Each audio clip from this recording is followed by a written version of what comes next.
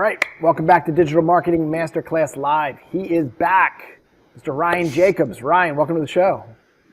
How's it going, Chris?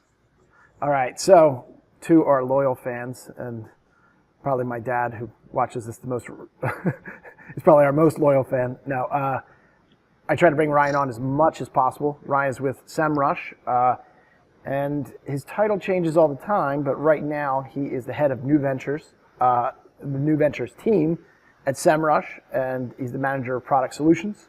And what you should know today, we're going to talk a bit about it, is that they have an app store, and the app store is allowing third-party companies and technology companies to build their platform and then seamlessly integrate into the app store, very similar to the way, I guess, how Apple runs their app store. And it's allowing agencies like ours and companies to access technologies that help them make data-driven decisions to improve their marketing. And that's what we're going to talk about today. So actually, Ryan, I think I did your entire pitch. So if you want to sign off. Thanks for your time.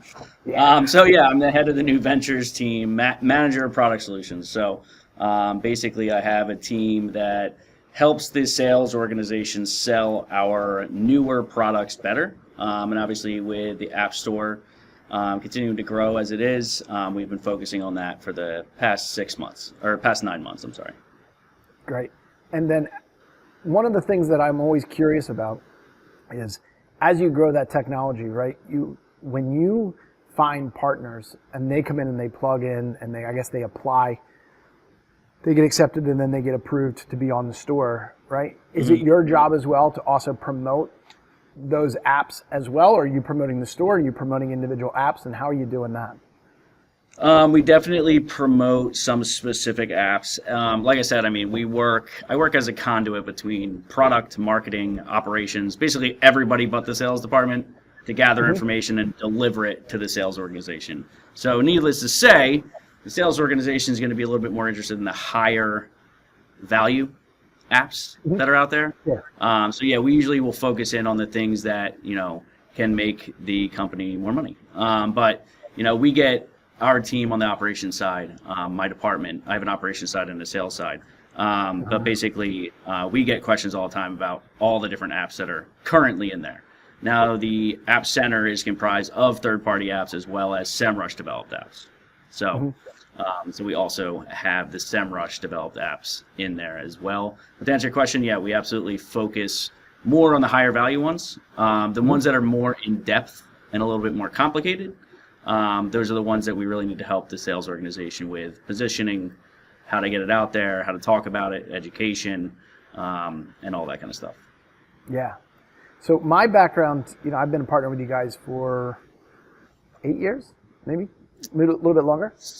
Something I remember last time we spoke, we looked into when you first had signed up. I started working with you when I was in sales about 3.5 years ago.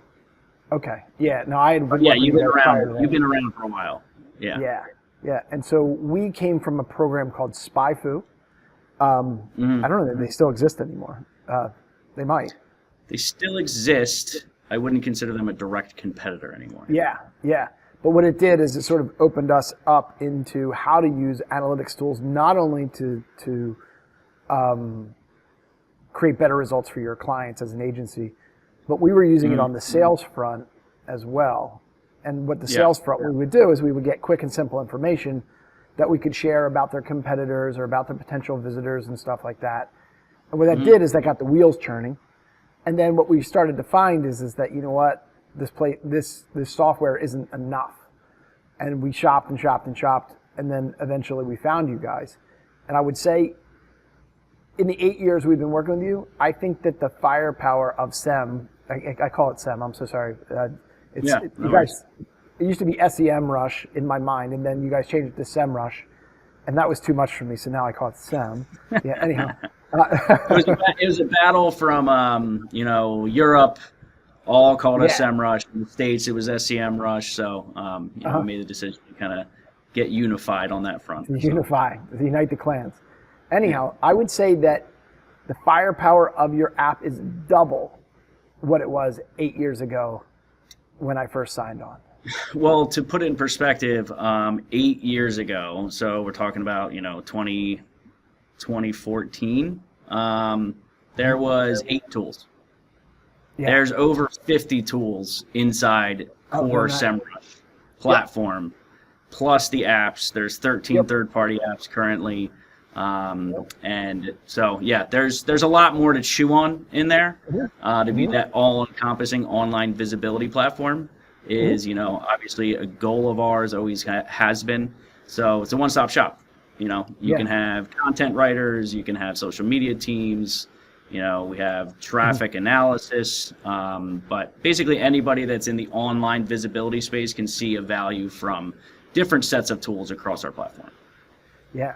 I mean, it's crazy. I mean, to a spot where even the usability of your app, I wouldn't even want to tackle that challenge in a million years, in the aspect of the more you do, the more everything's got to fit and be accessible and stuff like that. You know what I mean? It's almost like when I think of Amazon, right? It's just like all that stuff has to find its place on the navigation bar. It has to be easily accessible and has to be nimble, stuff like that. It's almost like your scale. I don't envy your usability guys at all, to try to figure out how to, as you grow, to keep it all together so that you know what I mean? But it's great. It's wonderful. Yeah, I'm not saying there's that dedicated a problem. resources to figure out how to connect them all. Obviously, there's different workflows that different people go by, but ever since I started here, we were that all-encompassing digital marketing software. Now we're more of a platform, and we continue to grow and add new things. Been in the business a long time.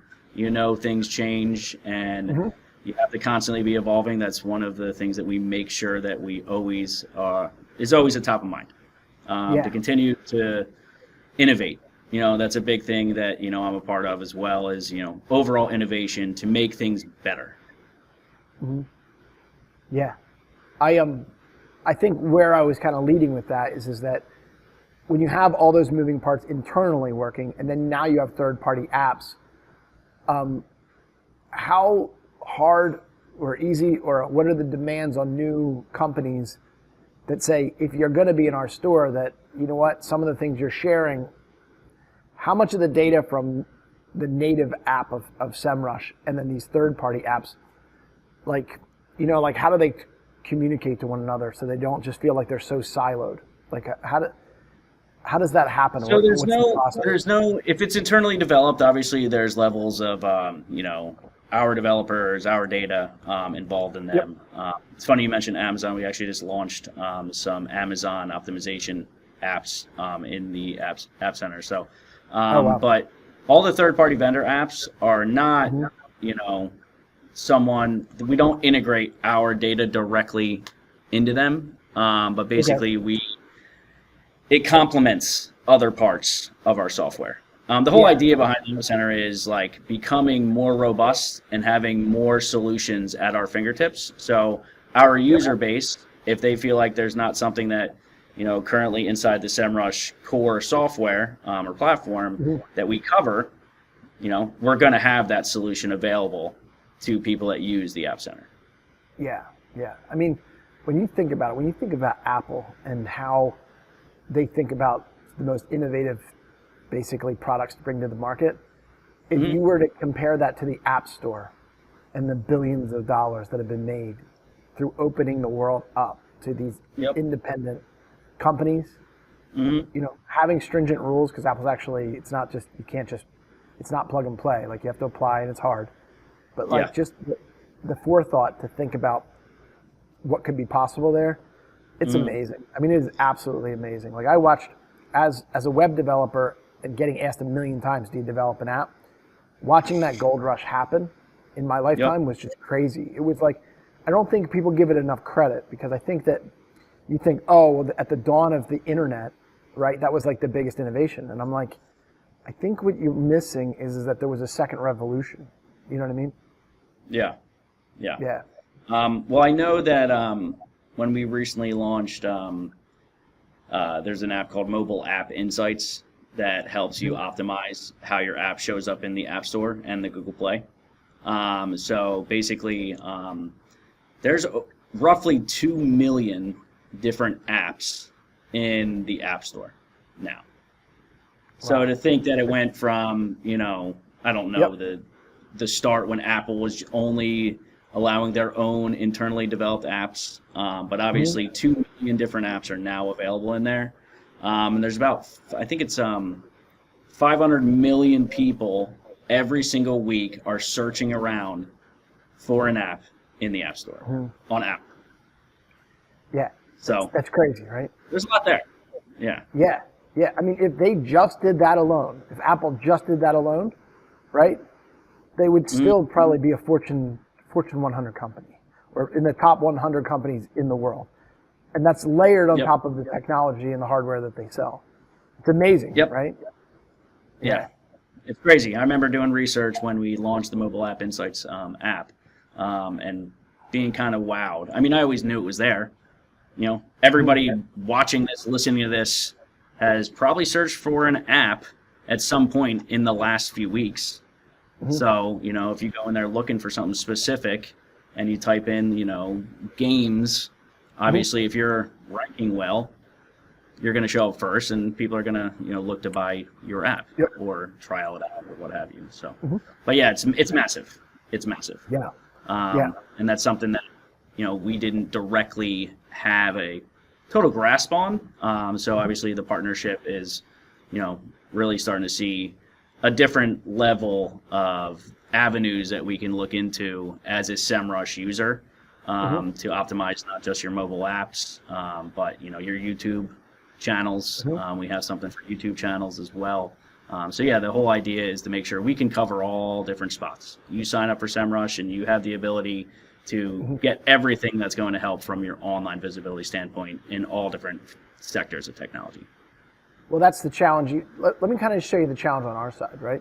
So what you don't want to do is you don't want to be the agency or the company that's the last one to the dance. And so while you're always trying to innovate your product and stuff like that, there's people or smarter minds that have already figured out bigger problems that are happening at mass, and so they're creating apps. Yeah. Then what we do on our side, right, is we can't just pick up any tool willy-nilly because I have almost 50 employees, give or take, but 25 critical employees, 20 critical employees, that just to implement even the smallest thing can be hours of training multiplied by every account manager, project manager team has 6 clients. And so to scale, even like we're a small shop, but even the bigger we get, the boat turns slower. Do you know what I mean? Because you have to divide it by so many companies. So having access to these type of apps, right, and then picking and choosing which ones you can implement effectively, that's the challenge that's on my shoulders in this company in particular. So it's my job basically to navigate the vision of the company. I have implementers. My one business partner is an implementer. My other my other business owner is basically, he drives the sales in theory and the partnerships. Yeah. And then I have two really, really strong directors who basically take the implementation instructions from Mark and really just basically get it from concept to boots on the ground. And so every time I come there and I say, hey, you know what? These are tools to get it bigger, stronger, and faster. It's always one of those things. It's like you got to pick the right one because to implement is expensive. And you want to I mean, there's obviously a process that they have to go through. You can literally go there and try to sign up with the app that you have, but these are vetted by us. We're not just going to launch any little thing that wants to be part of it. And the idea is to be, MarTech focused. So we're not looking to add just any old app. We're not adding games in there. It's to help our user base. To make sure we can provide as many solutions as we possibly can. So, it's not like hey, you're interested in being part of this, sign up and you're good to go. They're totally vetted out by SEMRush. And there's a lot of work that goes into integrating things. I know it's funny anytime, you talk to like a salesperson, sometimes they just think it's like, well, just integrate it. And it's like, I don't think you have any idea how I do. like at all. Just do this. And it's like, good idea, but I know. there's I know. resources needed for all these little things that need to be done. I read it in So, a blog. I saw this blog and they had it. Just why don't we just do that? I'm like, mhm, okay. yeah. You have a They guy. need to give me some time. It's Yeah. not just it's not a light switch like the light switches just went off in my office. Yep. I think Motion. one of the things that SEM has been doing as well has been the thought leadership that you guys have been able to attain or at least partner with has just been incredible in the last, in the last couple months. Obviously, Yeah. adding Brian Dean. I saw a course that I'm going to watch from Andy Crestodina. Yep. Andy's a friend of mine, but Yep. I would say acquaintance of mine, but I view him as a friend because I'm like a super fan. But just like apps and just like the stuff, you get these thought leaders. They have built a course, and in the course, you're like, oh, that's so cool. But then to implement that across your entire team, it's like you can't implement everything. You have to like pick and choose, and you got to get it right. You know what I mean? Yeah. Because it's just so funny how the wider you get. I keep saying the same thing over and over again, but the wider you get, the harder it is to implement a new idea every day. And so the challenge on our side is to make sure that we're always picking a winner. And so that's what's great about a partnership with you guys is that if you guys are vetting, that's less work for me to do because we don't let anybody. I get fooled by Facebook ads all the time. I create them. I know their selling tactic, and I still get sold by my own sauce. You know what I mean? It means you're doing something right. But yeah, you're totally right. As you add headcount or more senior leaderships from different areas in the industry, obviously different ideas come, and different thoughts of strategy and stuff like that come along with it. But you can't, you can't pull the rudder too hard, too fast in one direction. You need to obviously have higher levels of thoughts behind it when there's more people within the organization, and the bigger changes you make, the more we talked about integration of things and getting development behind it. But yeah, it definitely takes time. But yeah, we've done a really good job with adding some senior leadership. Like you said, over the past year, obviously Brian Dean of Backlinko is huge. I know he's an industry leader. You and I talked about him in the past before that partnership happened. So yeah, we're really happy to have him on board and running our academy. He's the guy. He's the guy. So definitely happy to have him on board and revamping our academy to make sure that people that are interested in learning how the industry works, interested in learning how SEMRush works, are in a good spot with our academy. Yeah. So this is a funny story about Brian Dean is when he first started his business, I'd already been around for 13 years, I guess. Yeah. Maybe the first time I heard about Brian Dean, I actually got like a cold email blast from him, and just the name Backlinko was the part of the SEO basically equation I couldn't figure out. And then we hired him as a consultant. He used to be an individualized consultant for companies. And so he consulted our company. And it's pretty funny because like where he's at now, it's like I feel like it's like I was like watching the Beatles like before they were ever big. You know what I mean? They were playing like Hey Jude at a coffee house or something like that. You know what I mean? Yeah. I mean, he's definitely sought after, I guess you could say. Yeah. But he's smart. He's very, very focused. Very focused. Right? He doesn't try to be all things to all people. Super data driven. Tactical, not just theory. All right? Yeah. And when those type of things are very refreshing for people like us because we can use it as a reference guide as opposed to I don't know how to describe it. Like, you don't have to be all in. You can take what you want from guys like that, and it still makes makes the soup better, as opposed to certain things that we'll do in marketing where it's just like you're either all in or you're all out. Like for example, I don't know how to describe it. I'm trying to think of an example, but like we don't do TikTok marketing. All right, like we just don't.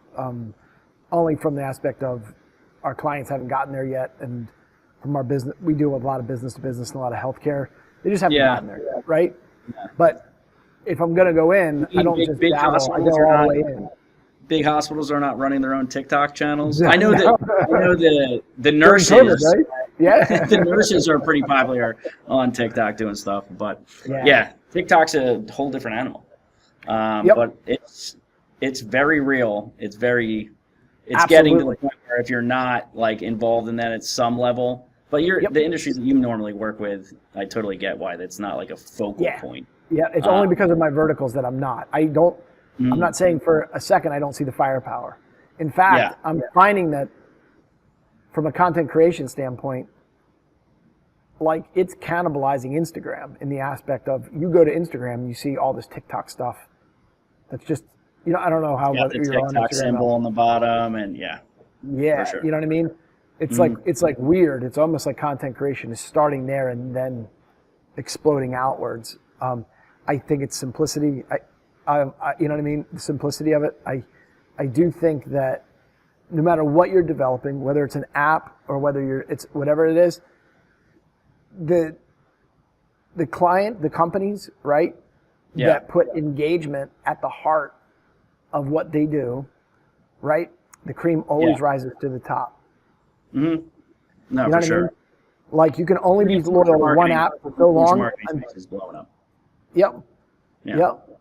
And so that's one of those things where like TikTok found a usability through higher engagement, higher conversion, through better usability. They understood the ADD mind, right? And the mind of people with ADD.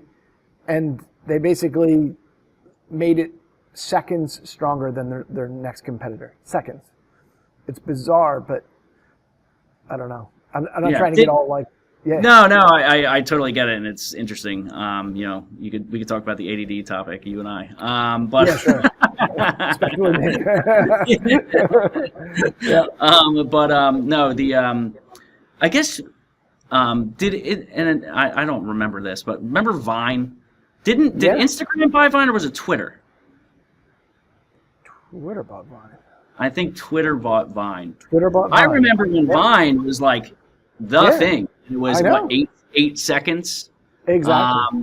Yep. So I think that they probably piggybacked off of that idea and popularity, and came up with obviously one of the biggest social media platforms out there.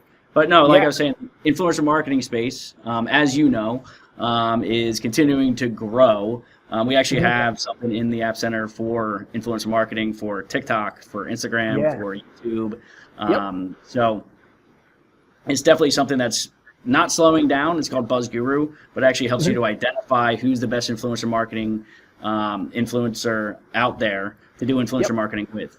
How much does it cost to, ask them to, plug your product on their channels and stuff like that. So it's also got Twitch. So it covers all of the major places where you would find an influencer like, Ninja.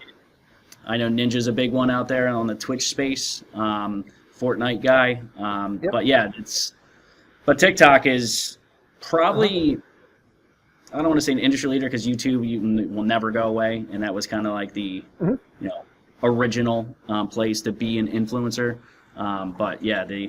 That's a really huge avenue of marketing that we're starting to see just grow exponentially over the last few years.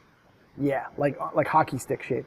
You know what I mean? Like not like slow and steady. We're talking like, and I think let me say this one thing about my thoughts on influencer marketing that the solution that we were just talking about does very well. We get asked about influencers a lot, and what we find is that there's very expensive influencers, right? But there's also there's middle of the road influencers, right? That are way more economical if you knew where to find them and how to engage them and how to make it an argument to basically sell your products and services. And I think what happens is a lot of companies literally just think that oh, my company's too small to hire the Kardashians. You know what I mean? I'm like, that is not how influencer marketing works. You know what I mean? Like the more narrow you can get, and the more mid-level you can get, right, you're going to find people of all different budgets. You know what Oh I mean? yeah, and that's a filtering that's in that tool. So like Exactly. you only have this amount of budget to actually look at, and it's hilarious. Anytime I bring up influencer marketing and talk about it, it's like the Kardashians come up. I know. Um, I know. they're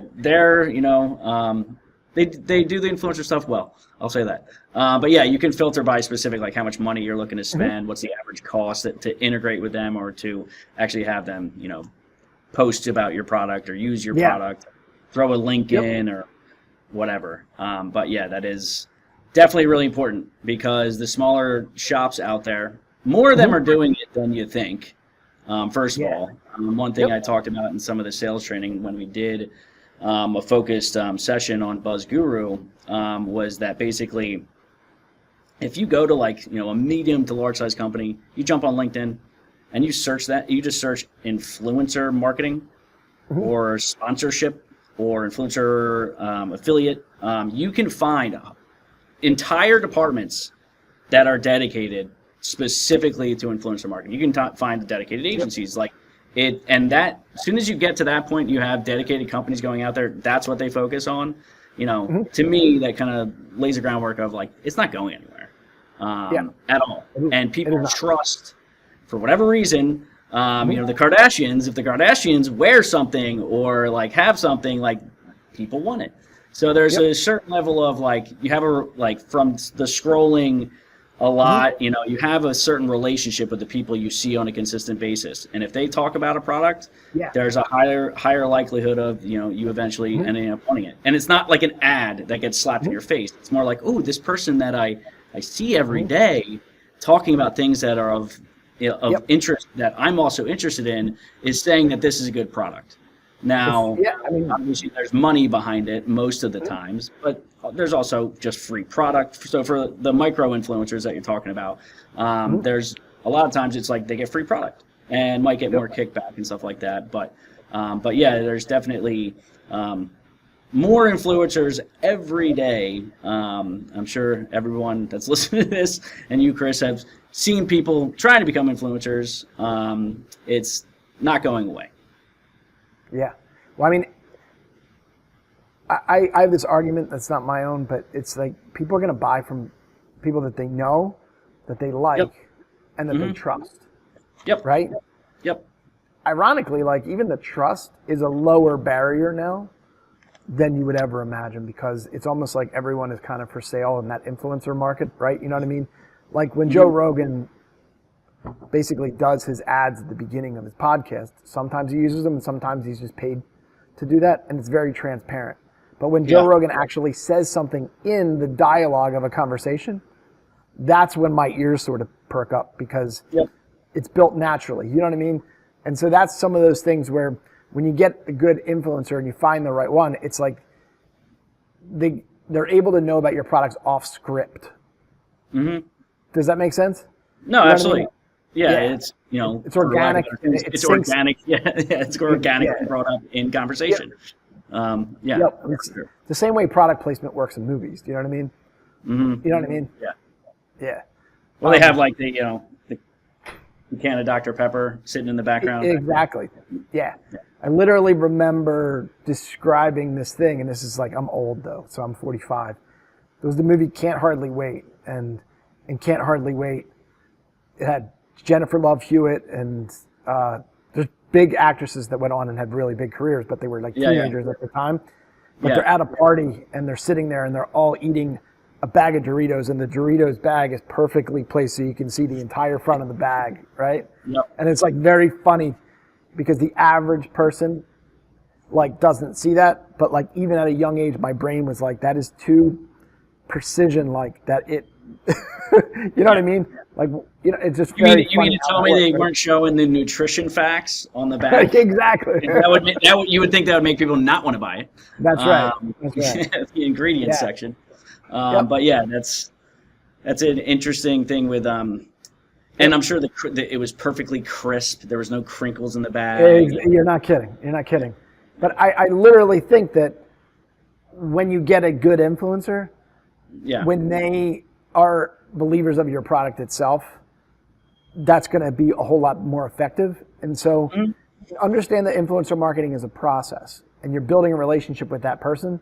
And if you Yeah. hop around and stuff like that, they never fully just basically embrace your product. If they don't fully embrace their product, it's always going to feel like a script.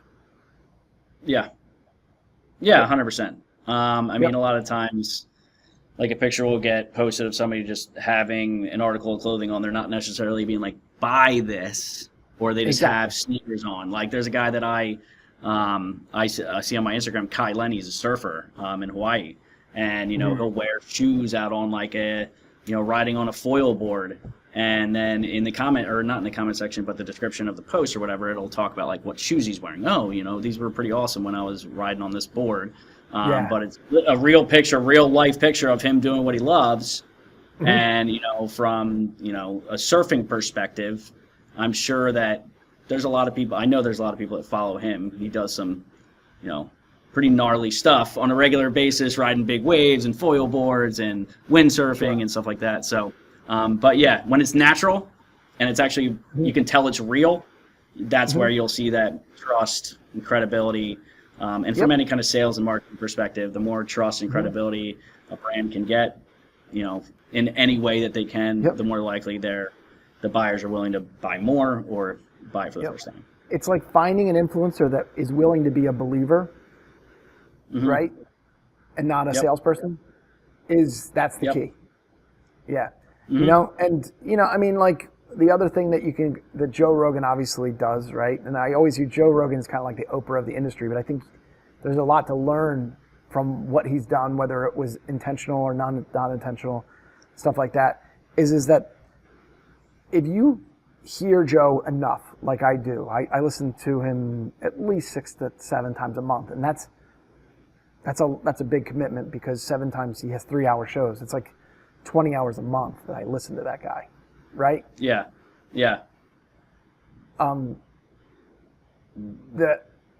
The less friction it takes for me to absorb some of the things that he's influencing. What I mean by that is when you're a new influencer, it's the first time you've ever seen them, even if you know that they're not 100% affiliated with the product you're trying to sell, right? Your trust barrier is like, I don't know that guy. I'm sure he's very popular, whatever that is. Yeah. And so studying the absolute niche, because everyone has their Joe Rogan of their niche, right? And working very hard to not be broad and to get very laser focused on who you're trying to use to influence your product. In my humble opinion, the energy to do that is worth it. It's worth it. You got to really focus on that because this is not check it off a box. Okay, I got an influencer. He's going to peddle our crap. All right. Yeah. You know what I mean? You know how to peddle something to the right kind of people. So like building a relationship, making sure that he uses the product that he's selling. Yeah. It's all part of the process, And so that's where I believe that the software that you and I were looking at, I forget the name. I'm already the Buzz Guru. Yeah. Buzz Guru. Yeah. There's Buzz also Guru. something called audience intelligence that helps out with your segmentation of your audience. Okay. That is really strong for helping to identify like micro influencers as well. So yeah, there's those two, but Buzz Guru is solely focused on influencer marketing and identification, and even from a competitive standpoint, being able to like go out and find who are your competitors using for influencer marketing. So you can do competitive research with it from an influencer marketing standpoint as well. Yeah. Yep. I'm going to switch gears. There was another analytics tool that we were looking for advertising. This was a while back. It was about 4 months ago. Yep. I can't think of what it was. Now, is that a homegrown tool or was that a third-party app? Ad Clarity is probably what you're referencing. It's a third-party vendor. It helps out to identify best places to run ads from display, social, and video. So basically, you have the ability to look at, industry leaders, your competitors, where are they publishing their ads, where's the most popular, social that they're publishing their ad on, where's the most popular kind of video advertising they're doing. And mainly, what we've seen a lot of people that, are core SEMRush users is they need a better, strategy when it comes to their display. But that's another layer on top of, being able to advertise stronger. What kind of ads are running at a certain time? How many impressions are they getting? How much money are your competitors spending on their display advertising, their social or video? If you can find out like how much your top competitor is spending on social video and display, and you're spending half that, yeah, doesn't that tell you something? You does. might want to get into a better position in regards to, ponying up a little bit more money. A lot of times, anytime I talk to, customers or my sales team, is like, you really have to look at things from a competitive standpoint. Chris, you're constantly working for your clients to rank one spot above their competitors. It's crazy. So it's great. Like, that's the focus. So, and obviously with advertising, what a lot of times we see is that you got to align your budget. If you have certain expectations to beat somebody or want to be above them, you have to start looking at it and aligning your budget with what they're willing to spend. Now, of course, you have different budgets for different reasons, but yeah, AdClarity covers display advertising, social advertising, video advertising, and a lot of people that are using it use it heavily for competitive intelligence, to have an understanding of the market, have an understanding of their top competitors. But it's definitely a highly used app in the App Center. And that for us, this is a very weird thing that we say, but I really like advertising because of the speed. Not the speed to set up, not the speed to get a result, but the speed to learn. All right? And so if you can spy on your competitors and you know where they've made the investment and you believe that they're actually doing a pretty decent job, that could have taken, I don't know how to describe it, but that could have taken months or even years to figure out what they're already showing. It's just, do you have a technology that can basically reveal the cards that are in their hand? You know what I mean? Yeah. That's where the competitive analysis for advertising, I mean, this has been an age-old battle, Coke and Pepsi. You know what I mean? Yeah. Like they weren't messing around. Like, it's the bizarre, but this is not going back to influencer marketing, but like when Pepsi got Britney Spears to be their spokesperson, their sales went up dramatically. And it's like a very weird thing in the aspect of these are age-old products that you don't even second guess, right? And yet things are still moving the needles. Advertising is still moving the needle. And knowing where and how and the semantics of where that's working and the speed to which to get there, any company that's not investing in speed is going to spend more money. Yep. Yeah, time and money. Exactly. It's crazy. You know what I mean? And so it makes me wonder what kind of effect Snoop Dogg doing Corona commercials has had. It's crazy. Have right? you seen Snoop Dogg? Oh yeah, exactly. And I see him all the time. Yep. Yeah. Well, if you look at digital, I got a research project to look into, Chris. All right, Snoop Dogg. Exactly. You have to take the afternoon off. Yeah, right. 1 second. So, 1 second. I think her name was Rebecca Black.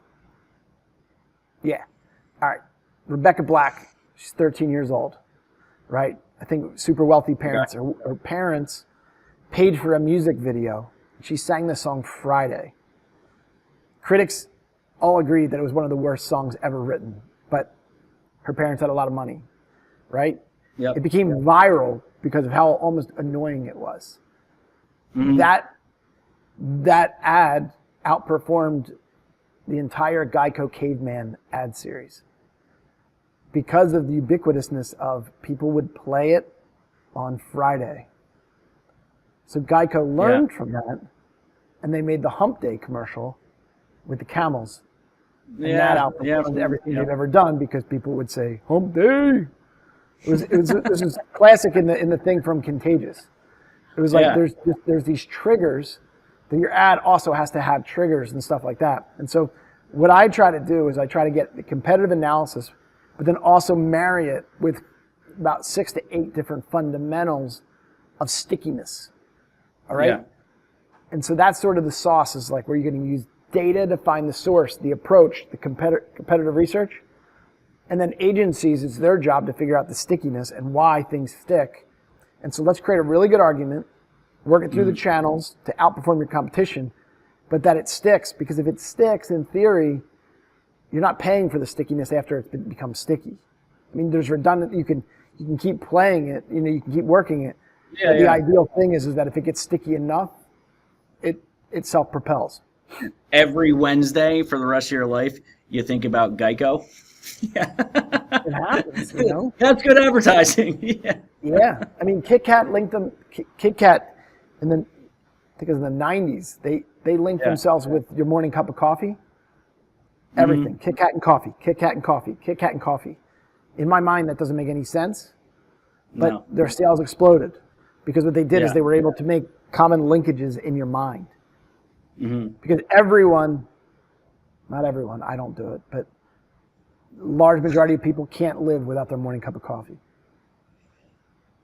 Yep. I would be one of them. Yeah. But screaming headache. if I kept saying, think coffee, think Kit Kat, coffee, think Kit Kat, it's just a matter of time before you start doing these natural links, things that have no business together. Yeah. You know what I mean? Yeah. No, it's a smart move. I don't specifically remember the Kit Kat coffee thing, but the hump day, yeah. Yep. Yeah. Yep. Yeah. So it's and crazy, it's Wednesday. So I'm going to walk around the office after this conversation, and I'm going to yell that at some point. Actually, today's hump day, isn't it? Yeah. It's Wednesday, right? Yeah, there you go. Perfect. Yeah, Perfect. It's a good segue. Yeah. Yeah. I mean, I work with a younger, some younger crowd is in today, so I don't know if they're going to remember that commercial. Oh, it's so crazy. It feels like it was yesterday. It was probably like... Yeah, influencer marketing? Absolutely. They know. I know. Yep. They know that Kylie Jenner is a climate... I forget. They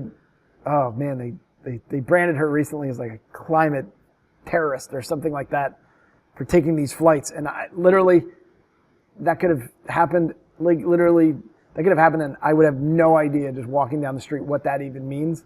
And yet everybody of a certain age would know that. And I'm saying, hey, you should have a Kit Kat with coffee. And they're like, why? And I'm like, you don't remember? Yeah, I don't specifically remember that one. And I'm not too far behind you, Chris. Yeah, it's funny. Yep. Yeah, I don't remember that one. I did, most of my staff is younger than us, and we did a trivia thing. And I was asking basic questions about the movie Jaws. And I was so excited because I'm a massive Jaws fan. Like, I'm a big time nerd for Jaws, right? And none of them know even the basic questions. I mean, like, barely even knew the movie was about a shark. You know what I mean? And I'm just like, God, I'm a dinosaur. You know what I mean? Yeah. Meanwhile, you walk into your office for the next 6 months, and Jaws is just playing on a flat screen in the office. Exactly. You will learn this. You will be able to answer this. There will be a test after. There will be a test, and like literally, it might impact. Why is it a hiring question for all new employees? Yeah. All right, Before you start, it's the hiring pack. Before you start, you must watch every Jaws. Exactly, and rank them in order. Yeah. We're getting about that time. Tell me a little bit, if users, or if whether you're an agency or whether you're a company wants to get better data-driven solutions, and you're trying to find out about your app store, how do they do that? I mean, it's as simple as going to SEMRush.com or looking at SEMRush App Center. I mean, I know that it's outwardly facing. You don't necessarily need to be a customer to be able to know what's available in there. Like I said, there's 13 different apps currently by third-party vendors. They're broken down into different, categories like monitoring, content creation, social media, competitive intelligence, advertising. But basically, SEMRush.com, you can find information on it. If you just search SEMRush App Center, you can find information on it. If you have any specific questions about it, or you want me to get you in touch with a sales rep to discuss any of that stuff, feel free to email me at ryan.jacobs@semrush.com, and I can get you in the right hands. But yeah, basically easy to find. It's not hidden. What's available in there. Just a simple Google search of SEMRush App Center, or SEM. like you like to call it. But you can't just search SEM and find us. But yeah, it's out there. People know it's publicly available information. That's great. That's great. All right, so you heard it there, folks. If you are already basically, if you're already using SEMrush, that's how you do it. You log in, you can find it that way. Yep. One of the things I did want you to hear is that even if you're not an SEMrush, like you don't use it regularly or you're not a paying subscriber, you are able to kind of access these apps, at least know what's there. I mean, you'll be able to know that it's there. The current setup is like to purchase the third-party app. You do need to be on a SEMrush plan. Sure. But to find out what's available on there, it's as easy as a Google search. Okay, great. All right, well, thanks a lot. I hope you enjoyed today's show. It's our goal with Digital Marketing Masterclass to bring some of the greatest minds and the greatest technology, to your doorstep as often as possible. And we continue to always have Ryan on because he's kind of at the forefront of what are these programs that are kind of changing the landscape of MarTech. So, Ryan, thanks for joining us, and we will see you next time. Absolutely, Chris. Always happy to join. Thanks for the time. Thank you for watching this video. What I wanted to do now is share something with you that we believe is very special. What we wanted to share is something we call the Ferritic Unique Process. What you'll see on this page is this is our entire roadmap that we've built over the last 21 years. We implement this process for all of our inbound marketing clients, and we believe that if you implement some of these strategies into your own marketing, you're going to have tremendous results. We've developed this page to be not only in video format, but also text and chapter format as well. When done effectively, this process is going to help your organization build marketing systems that generate leads, nurture leads into clients, and then convert those clients into raving fans of your product, service, mission, and vision. If you have any questions or concerns about anything that you've read, or you would like to kind of walk through this with one of our specialists, please reach out to us. You can do that at info@ferritech.com. So once again, the domain to find out our unique process is ferritechuniqueprocess.com.